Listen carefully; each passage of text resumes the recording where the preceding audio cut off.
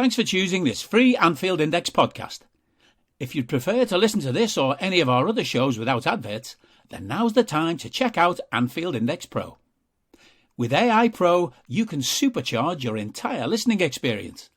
You'll not only get all of our podcasts without the ads, but you'll have them far faster with our quick publish feature available exclusively for subscribers. AI Pro also puts you in the heart of our sound studio, with an option to listen to many of our shows live and interact with the podcasters in real time as the shows are recording. Upgrading couldn't be easier. AI Pro is available on all popular podcast platforms, and we have our own apps for Apple and Android. Just head on over to AnfieldIndexPro.com and get started today. Hello and welcome to the Mindfield podcast from Anfield Index Pro, your sports psychology podcast where myself and Dr. Andrew Vincent sit and break down some sort of psychological theory and make it applicable to us as football fans. And this is part 3 of our World Cup series, mini-series, Andrew, of podcasts looking at the ethics around the World Cup and it taking place in Qatar. And given that we're so close to it kicking off right now, today myself and Andrew are going to delve into whether to watch or not watch. So Andrew, before we get into it, how are you doing today? Well, I am very proud to be in the company of award winner Alan O'Donoghue for outstanding contributions to young people in his county, which I don't know the name of. For all of those people out there, Andrew, you've just thrown me under the bus there. Thank you. Right. I appreciate Very that. Very intentionally. Absolutely, yeah. Because it's a big deal. I've thrown you on top of the bus. So everyone who's watching the bus drive by can give you the round of applause that you deserve. I'll have to do the Jurgen Klopp 1 to 6 on my fingers, you know. And then 6 awards. Well, I'll just take 6 awards. Yes, I've won an award unexpectedly, unbeknownst to me, and tonight is the ceremony where, you know, I get to go and pimp myself up, and I'm assuming there's going to be like a big check and all that kind of stuff that comes with it. And if there is, Andrew, I'm going to share it with you. You know, that's nice of you, but by all means, I think you've done the hard work here. So, getting back to what we're here for, the serious nature of the World Cup. I suppose I'd love to get your reflections on the previous 2 podcasts with Jose and Rasha, which were really powerful, and I felt very privileged to be able to sit and listen to both of them talk about their experience and knowledge. So from your perspective, what do you take away from those 2 podcasts, and how maybe have they influenced you in terms of how you're viewing the World Cup and it taking place in Qatar? Yeah, I mean, I think first of all, in terms of what I'm taking from those is like a deeper understanding of the reality for some of the people in Qatar in the lead up to the World Cup, right? And so with Jose, like understanding the kafala system, and like, you know, he had sent us a resource, actually, which was from Human Rights Watch, right? Was the report on like the reality for migrant workers there and what they've gone through and the number of deaths. And so, you know, for me, that was information I knew in some kind of background way, but not information I knew in detail. So just having a better sense of what people were enduring and what people were going through and how that was working. And, you know, that was important information. Then I think, you know, from Rasha, really having an understanding of like just the level of not even just discrimination, but like state sponsored punishment of LGBT people in Qatar, and you know, how that plays out in the form of people essentially being kidnapped and held by security forces for months, you know, with no real recourse, no information, no you know, record of that on the way out.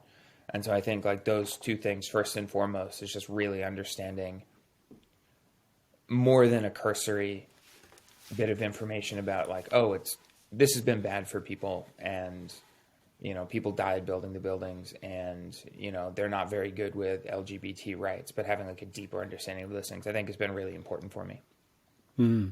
Yeah, I would echo that, I suppose. And I suppose when we think about originally, right back in the summer when we started talking about, the new season kicking off and what we wanted to cover, and with the World Cup break ahead of it, definitely both of us felt that while we had read bits and pieces or heard narratives around the Qatari World Cup, we wanted to get that deeper understanding. We wanted to get people on board who were experts or who had deeper knowledge of the region and what has been going on in relation to the World Cup. And while we got tons and tons of information that helped me, I suppose, clarify my position anyway, there's another part of me would kind of be curious. I would have loved to have got a FIFA representative on to do a podcast with them. But let's be honest, we probably wouldn't have got the actual truth out of them. But, I do think there is, and this is why we wanted to have this conversation, there is still the discussion around, I'm a football fan, that's all I care about. And the World Cup is one of the biggest moments in football at any point, at any given moment in time. And I don't care, in inverted commas, where it is. I don't care what the situation is in the country.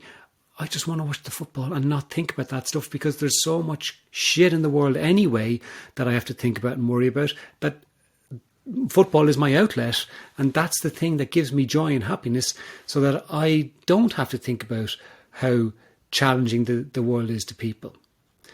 And I'm curious to get into this with you because, like I said, Jose and Rasha's conversations with us definitely cemented in me my decision to not watch the World Cup.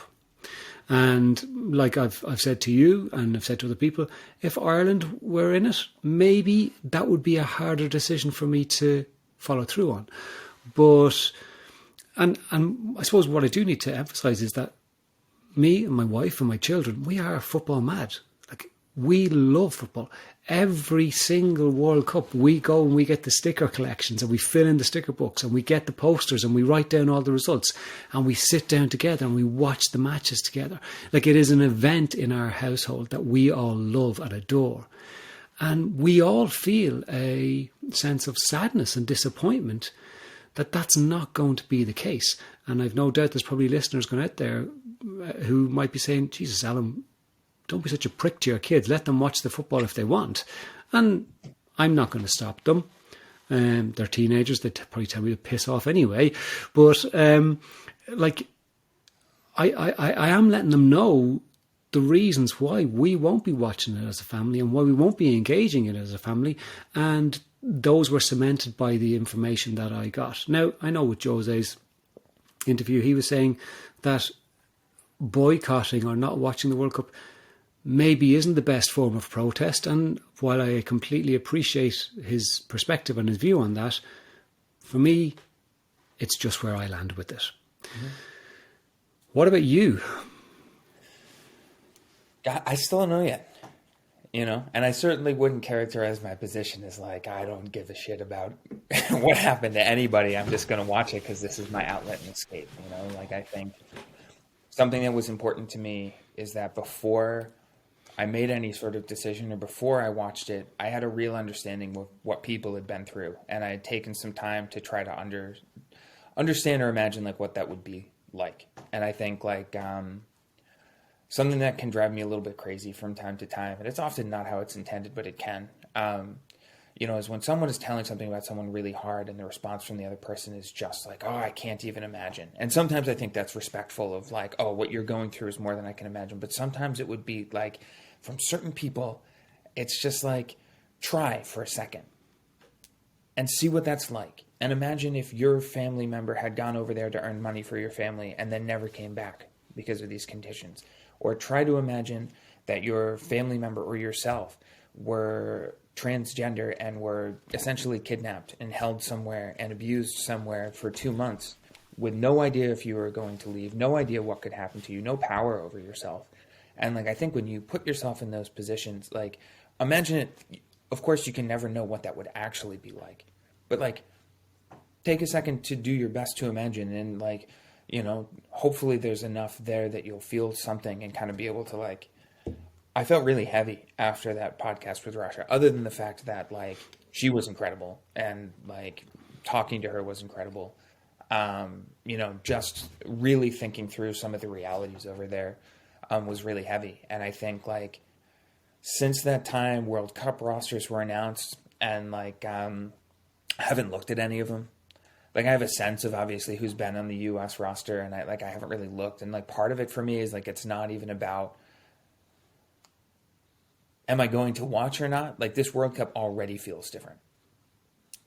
Like usually I am so excited for the World Cup. The World Cup was where like I started to appreciate and enjoy soccer, right? Like, it wasn't like a super popular sport where I grew up. Like, everyone played it like a little bit when you were in elementary school. And then at some point, most people stop and you play other sports. And then some people keep playing. But, if you had asked less evolved 13-year-old version of Andrew Vincent what he thought of soccer, I basically would have just told you it was a girl's sport and to get out of here. And like, it's unevolved for a lot of reasons. Like I've obviously matured in multiple ways, not just my appreciation of soccer, but like, like I think the 2006 World Cup was really like awesome. It was the first time I had like connected with the sport. I watched it with my friends, and like, every time the USA scored, we ran around our neighborhood with an American flag, and then we'd go back in and keep watching. I don't think we scored that many goals. So I think 2. So both times we scored, we ran around with an American flag, and, that was really a lot of fun. And since then, like soccer's still about all those same people for me and connecting with those same people. And like, we support different teams and whatever, but like,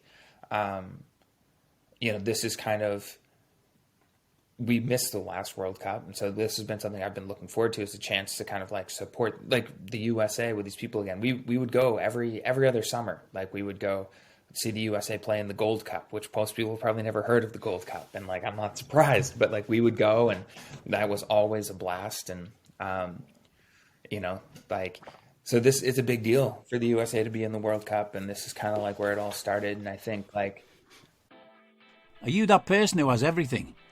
The coolest merch, and those must-have fan threads? Well, over at our Anfield Index shop, we've gone that extra mile when it comes to pimping up your Liverpool collection. From our popular range of bespoke design t-shirts, sweaters, hoodies and hats, to our signature edition mugs, prints and coasters, all provided with fast worldwide shipping. We have something for every red. We also stock official LFC merchandise and are licensed with the Premier League and UEFA to sell official iron-on shirt badges and sleeve patches. As a listener to this podcast, you can get 10% off everything with coupon code AIPRO10. Just head over to AnfieldIndex.shop or find us on Etsy by searching for Anfield Index.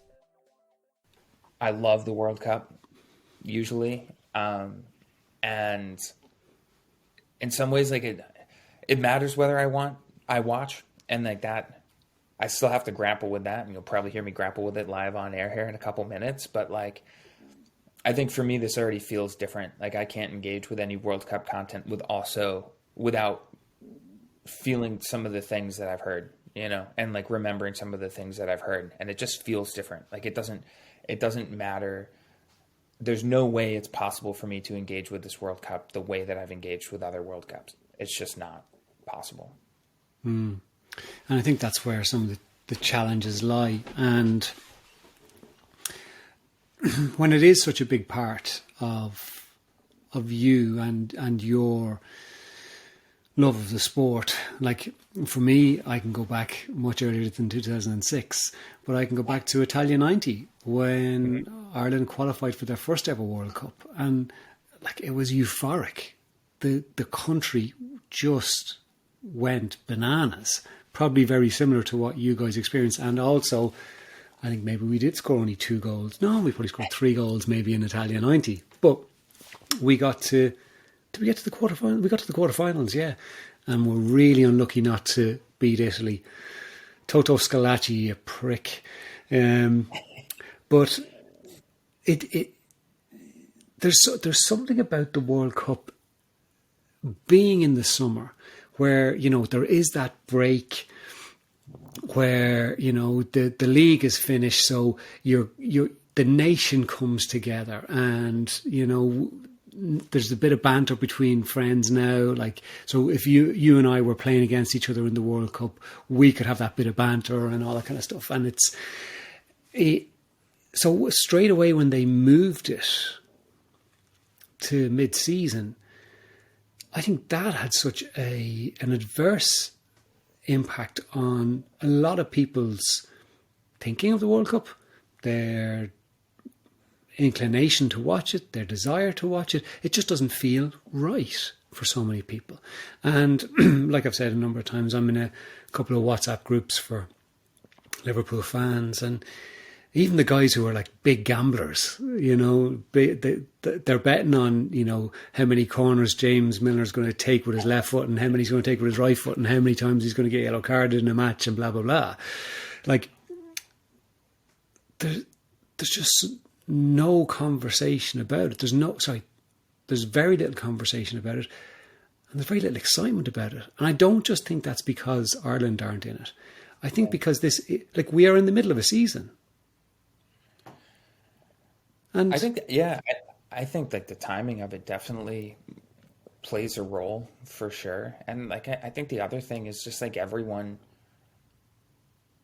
has their eyes open about what's going on here. Like there's no one in that boat who's just like, as far as I know, who's just totally ignored it. Even if someone's ignored the details of people dying and what the kafala system is and how LGBT people are treated, like they know that it's not good. Right. And like, I think that plays a big role in the silence too, I think. As I think a lot of people are wrestling with like, what does it mean for me to engage with this World Cup? And, I think some of the big things too, like talking to Josie in Russia is like trying to understand, is the World Cup a good thing for Qatar and the people of Qatar, for human rights in Qatar? And like the answer there is like probably not, like it's probably not going to change much of anything. Maybe there's going to be more attention, but like the big opportunities to increase scrutiny or increase political pressure in a way that might have created lasting change have passed. And so, that matters, like I don't think just like hiding behind the argument of like, no, this is a good thing. But like, I also think engagement has brought awareness in a way that I wouldn't have been aware otherwise. These kafala predated the World Cup. This treatment of LGBT people predated the World Cup. And like, I would never have known of those things. Like I would have had probably some other understanding of it. I wouldn't have known about the human rights stuff and the kafala system and how that plays out. And so like, that's important too, is like, is that good? Is that increased awareness good? Like, is my increased awareness good if I don't really do anything about it? Like, I don't really know. Does boycotting the World Cup punish Qatar? Does it punish FIFA? I think that's the other question that I have for myself is like, is my boycotting going to make a difference?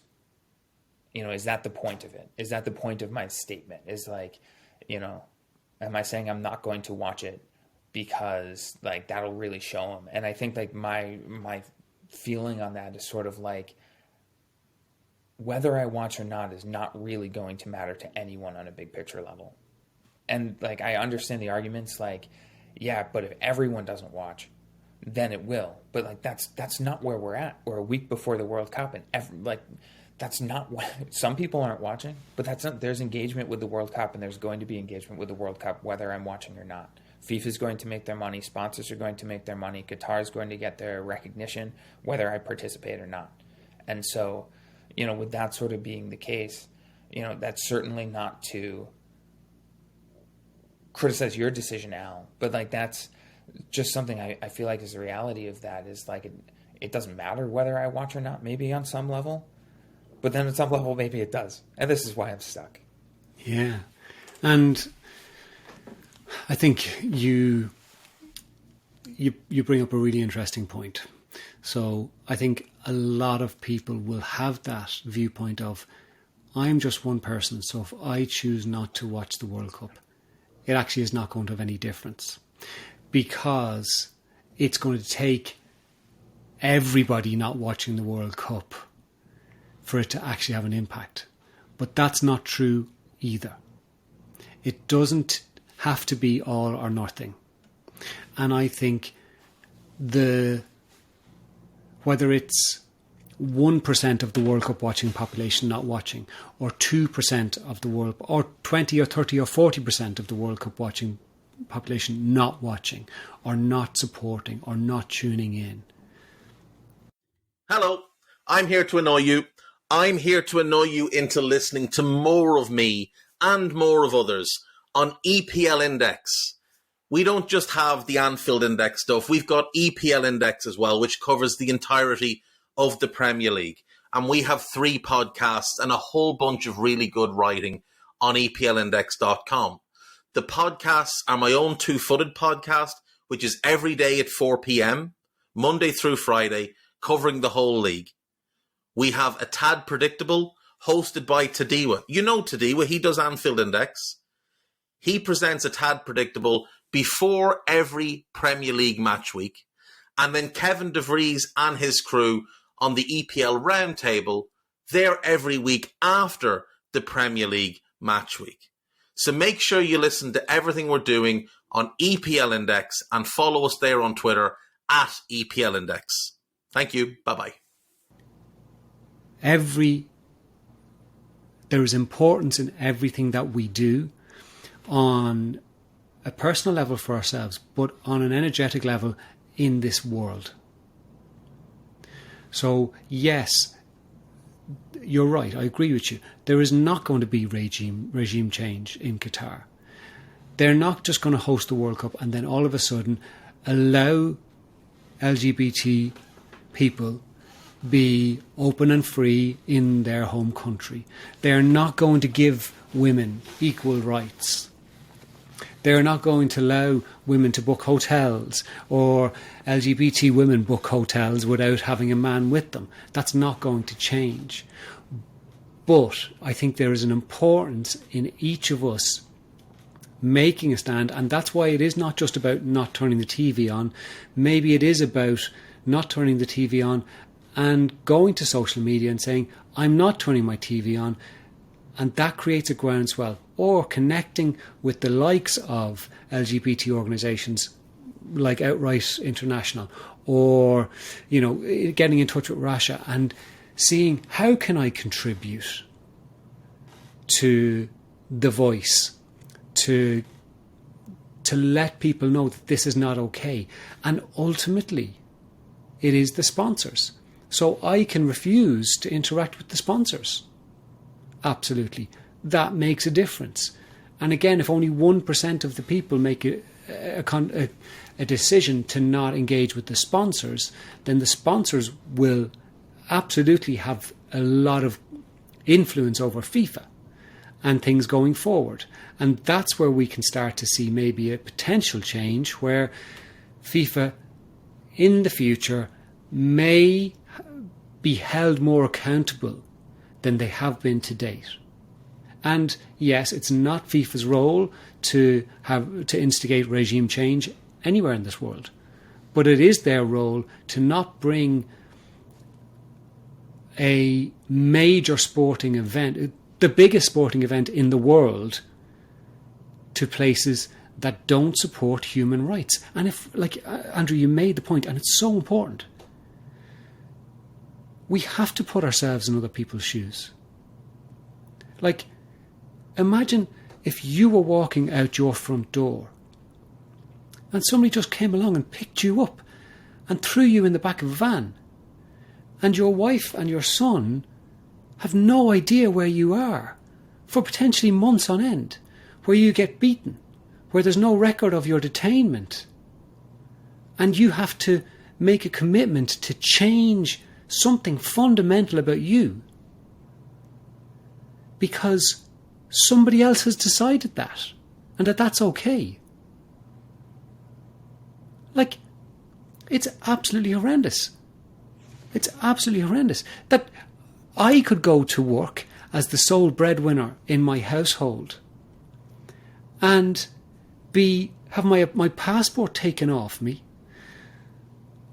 be given minimal food, be put in huts in temperatures that would kill anybody, and then if I fall down on my knees, I get thrown to the side and allowed to die, and somebody is just put in my place as if my life on this planet had no value whatsoever, and then it gets recorded as a natural death so that they don't have to give my family any money. These things matter, and I know what people will come back with will, we all have cognitive dissonance, and I will say that absolutely we do. So you and I are talking on a computer that both of our computers should probably have cost us 10 to 100 times more than what they did cost us if there was fair value given to it, and if adults were actually given the money to mine the elements that were there. So I completely get that. And that's why I will not say to anybody, you should not watch the World Cup as a protest. I will not say that to anybody. We all have to make our own decisions. But for me, I have to make my own decision. And that's why I can't, in all good faith, sit and watch something that I love. I love it. It's been a huge part of my life for so long. But the importance of people being treated fairly in relation to this right now is important enough for me to make the decision not to do it. I have a lot of respect for that decision and for that argument and the impassioned way that you presented it. And I think it's really important that's reiterated in really personal terms. How would you feel if this was you? I think that's so important. Whether you watch or not, you're responsible for understanding the consequences that your actions have on other people. And even though, we're not snatching people from their homes, if you're choosing to participate in some ways, you're responsible for knowing what's going on there. I really do believe that. Here's a big one for me too in the conversation with Josie was, he talked about, why is it easier for there to be moral outrage towards Qatar than was the case in Russia, and then might be the cases in USA, Canada, Mexico in 4 years? And I think that's an important question, and I think we shouldn't just say, oh well, there's problems everywhere, so not pay attention. There's a difference between what human rights look like in the United States and Canada and Mexico as compared to Qatar. There's a difference in what LGBT rights look like in Canada and at least Canada and the United States. I don't know as much about Mexico as compared to Qatar. That being said, the World Cup will be in the United States in 4 years, and Trump's running again. And there's a scary governor in Florida named Ron DeSantis, and not to get too political, but he's passed legislation basically that is homophobic legislation and anti-gay legislation. That could be the climate that the World Cup is walking into in the United States in 4 years. And I think for my part, being mindful of that too is the United States is far from a perfect record on human rights. And I think that matters in the calculations around this. And will I go to a game if there's going to be a game nearby? Will I watch then? Will I ever watch a World Cup again?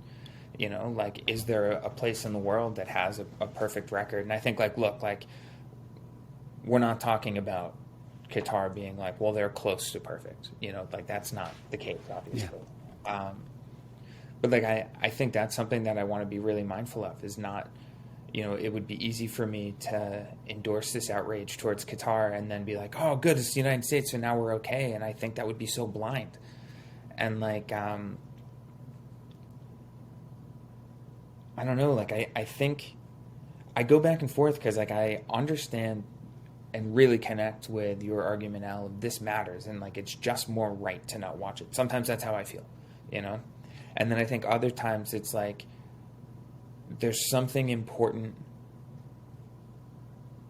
about doing both, with the cognitive dissonance, engaging with the World Cup and feeling all of the feelings that come with imagining these situations, and holding both of those at the same time. which we're getting kind of therapist-y now. But like the idea of there being like, this is how we learn about other people's realities in the world, and this is how we move forward. And like, this is not what I'm saying is how you're going to do it at all, Al, but I think there's people who will boycott it and then be like, good, pat on the back for me.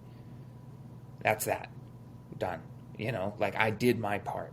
Yeah. And I think like that, is that better or worse or the same, or, what is that? And I don't know. Like I have no judgment on it, except that, no, I do actually. I have judgment on it. I think that's a mistake.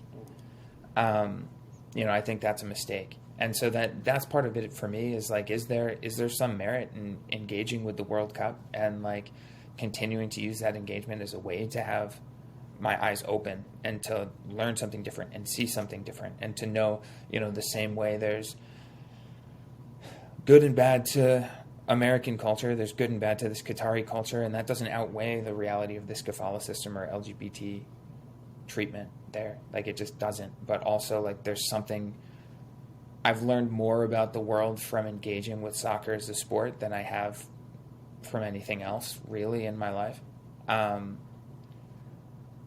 And I think that matters too.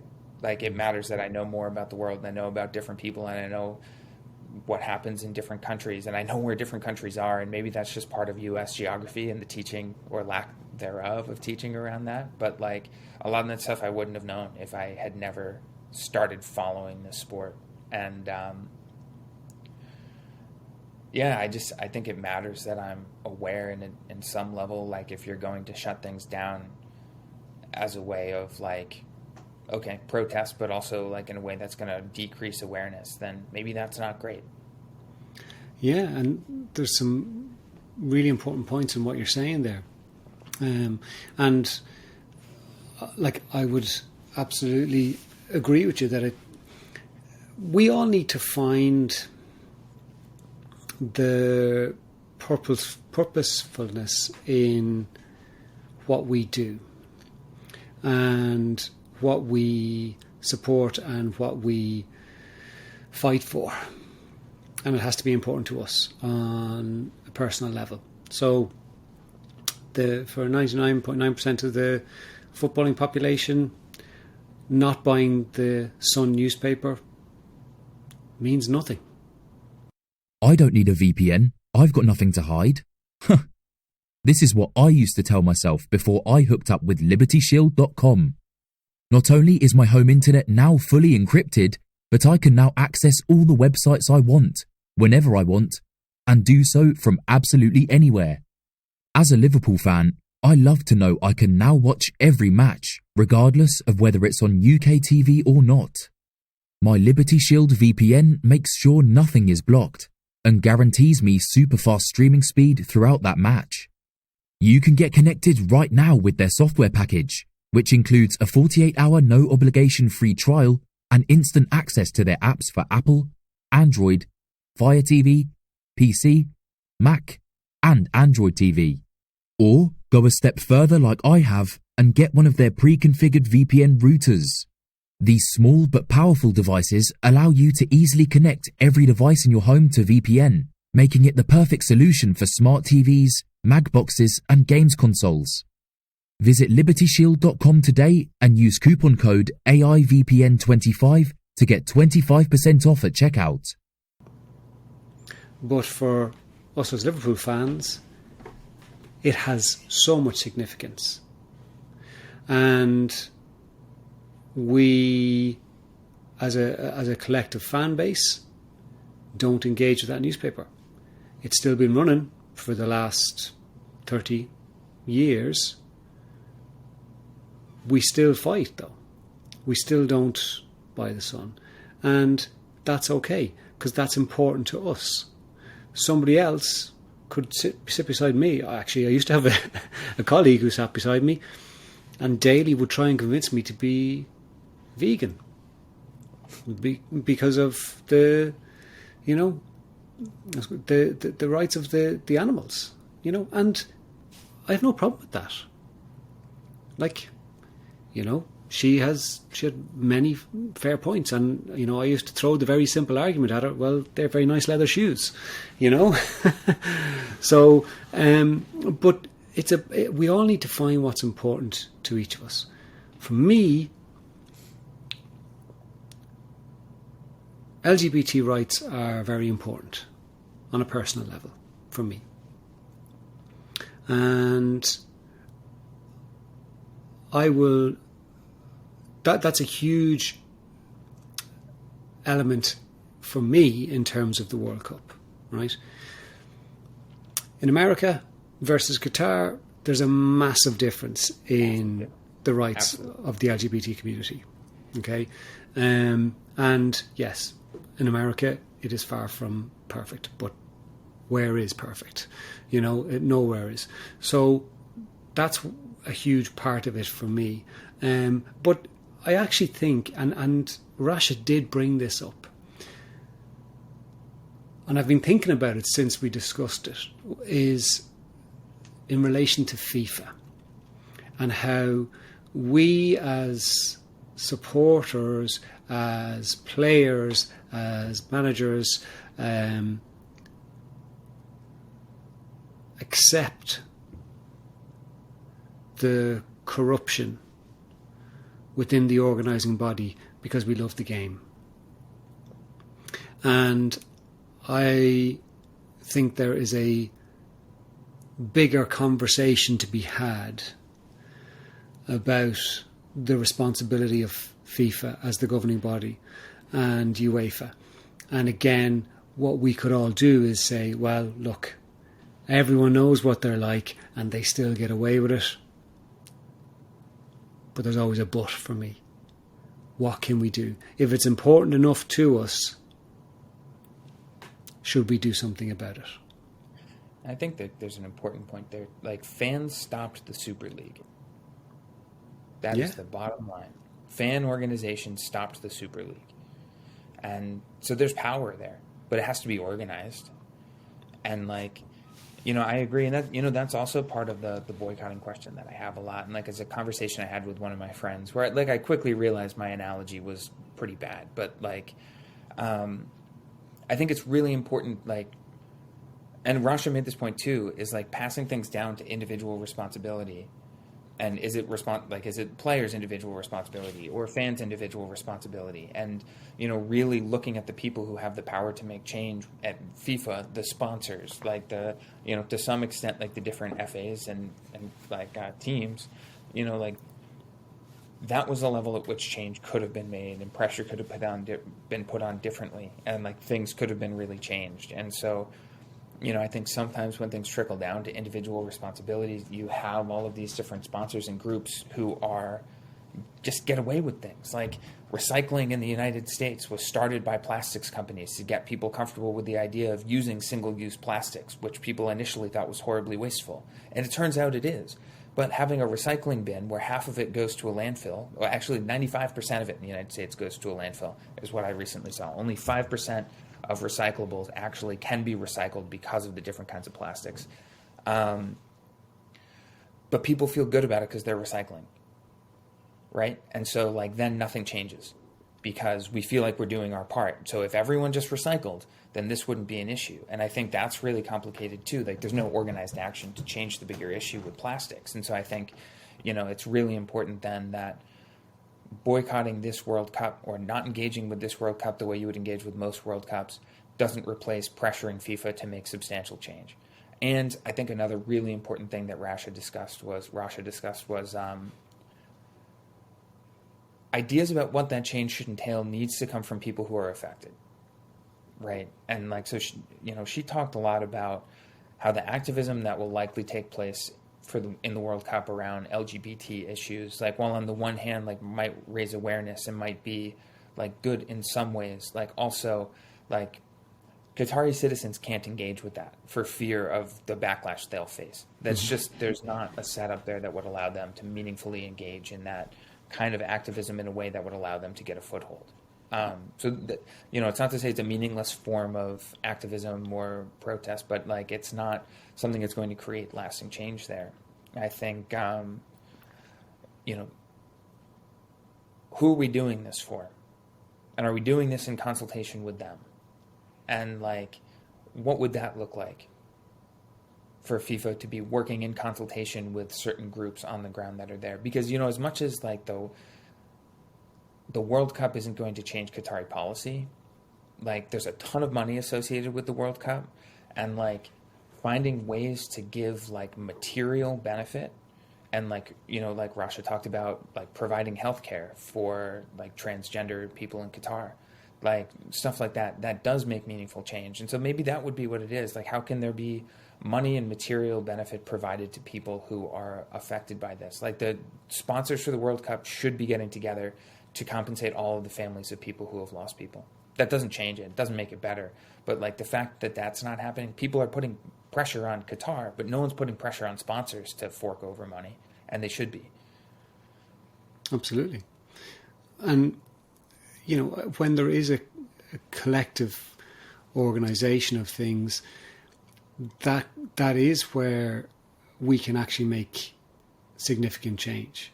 And again, like, we're not talking here about making overnight change. So, and I think those suggestions Rasha had were really important, where it's about putting pressure on the government to actually accept or to acknowledge that LGBT people deserve rights.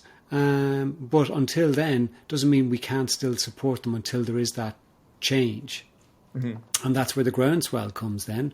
And ultimately, I think that's the big thing about government. People don't realise the power that they have until there is a collective.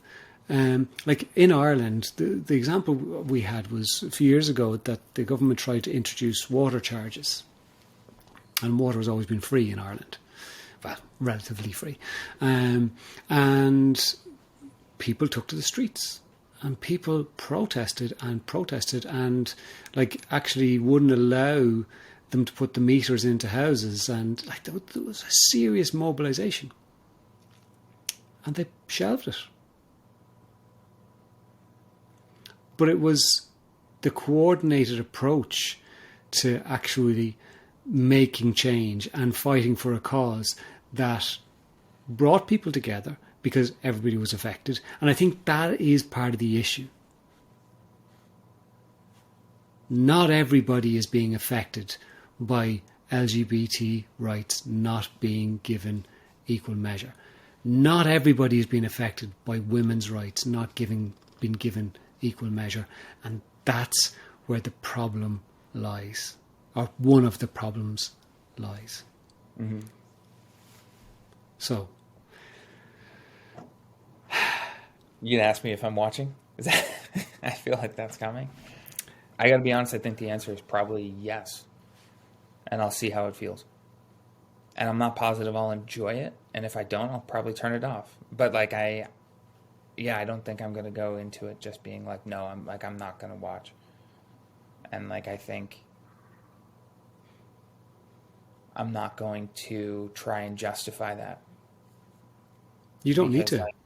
Well, but like I don't know. I mean, part of the podcast is like we're talking, so I can justify it, and people can hear my justification. But like when I say I'm not going to justify it, it's not me saying I don't owe anyone a justification. Like, I think it's just like I don't have one exactly, and like, you know, that maybe that's like totally bizarre and weird, but like there's just so much associated with this World Cup that's wrong. This is already the World Cup of shame, I think. And so, like, that doesn't excuse me watching it shamefully, I suppose. But like, I think holding that and watching it and seeing how this goes, and like, I don't know, that just was where I've landed. I think you will watch it. I think you'll enjoy it. Because what will happen is when the first whistle goes, you're just watching a football match. You're not sitting thinking about, oh, look, they're working things out. There's a good chance that 100 or 1,000 people died building that part of the stadium or that part of it. That's not going to come into your head. I don't. I think it will. Do you? Because every time I've seen stuff about the World Cup, and I was going to click on the U.S. to see the rosters, there was some part of me that was like, "Do you really want to do this?" And then thought about the conversations we've had, and then thought like, "I haven't made up my mind yet," and closed it. And I don't think I'll be able to watch a game without looking at the stadium and like having that stadium, like the place where it's located. It's right there. How can that not be a physical reminder that people were cast aside and treated like their lives were worth nothing so you could watch this game? That's such a powerful statement, though, isn't it? But like that's the reality. That to me is what it means to watch this World Cup with your eyes open. Is to like, if you know what you know and you're seeing the stadium, then like you know how that stadium was built. And like some part of your brain recognizes that. Whether you're consciously paying attention to it or not, some part of your brain knows, if you've paid attention to this, that people died building the stadium. And not just died, but like people were treated like nothing so you could watch this sporting event. And I don't know if I'm going to be able to enjoy it with that also taking place in my brain. But I'm going to give myself a chance. That's bizarre. It's really bizarre, but it's also where I fall. It's going to be an interesting... I'd love to be a fly in the wall, Andrew, to watch you watching the World Cup, to see the internal turmoil that you experience, where, you know, the USA score a goal and you're like, yay, woo, boo, boo, boo, yay, boo. Well, as a psychologist holding internal turmoil, I'm out of train. I'm not trying to make light of this conversation. It's a very important conversation. No. It's important, but I also think like it's okay. It's possible to joke without making light of all the other stuff we've talked about. Yeah, and also, I accidentally scheduled a client during the second half of the USA game. Accidentally now, Andrew, or was that your... I mean, who knows, right? But yeah, no, like I had put it in my calendar months and months and months ago. And I was like, all right, just like leave it open. And then I just had a regular client and I didn't really think about when the game was. And so I was like, all right, like next week at 2. I was like, yeah, deal. See you then. And I was like, later that day, I was like, oh, like that's the second half. So, oops. I'm proud of you, Andrew. And maybe you can take your fee from that and donate it to an LGBT organization, and that would make me even prouder of you. You know what? You have to do it now.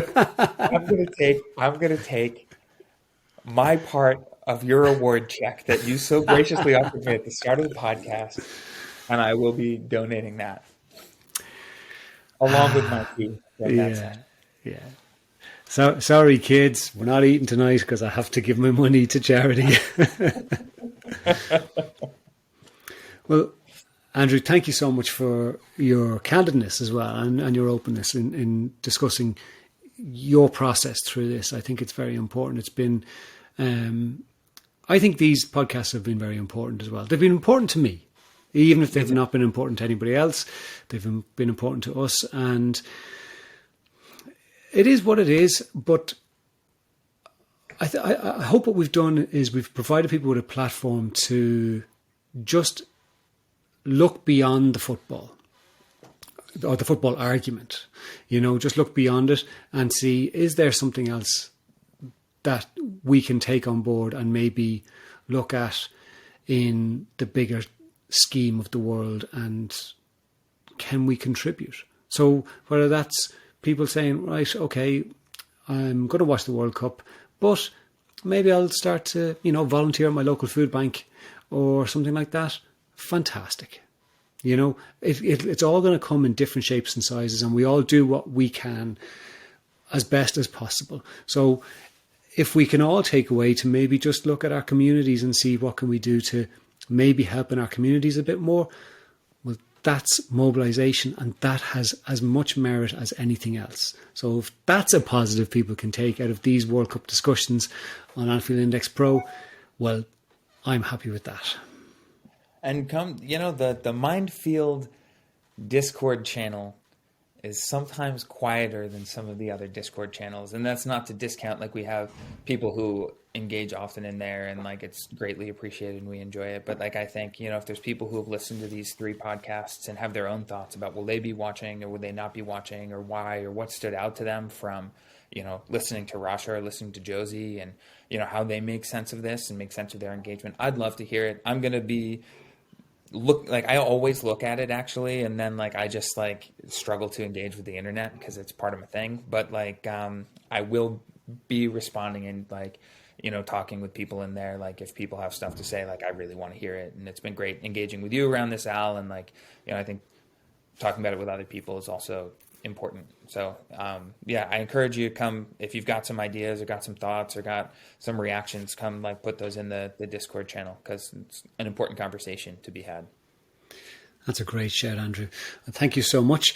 And, you know, if someone has to win the World Cup, I hope it's America for you. There you go. Crying the whole time. Yeah. Yeah. Subscribers, thank you so much for your ears. We really appreciate you tuning in. As Andrew said, please jump in the Discord and do let us know what your thoughts on these podcasts. Did you find them beneficial? Were they useless? Were they pointless? Anything is open for discussion, but we'd love to hear from you.